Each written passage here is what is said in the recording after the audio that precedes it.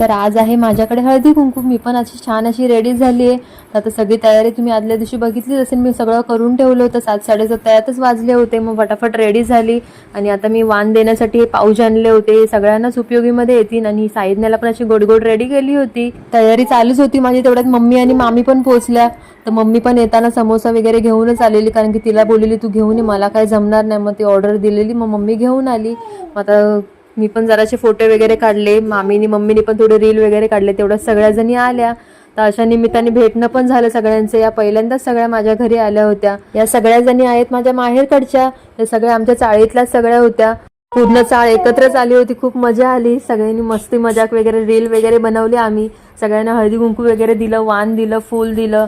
नंतर मग थोडासा असंच मजाक मस्ती वगैरे चालू होती. सगळ्यांचे हसणं खेळणं अशा निमित्ताने सगळ्यांचं भेटणं होतं.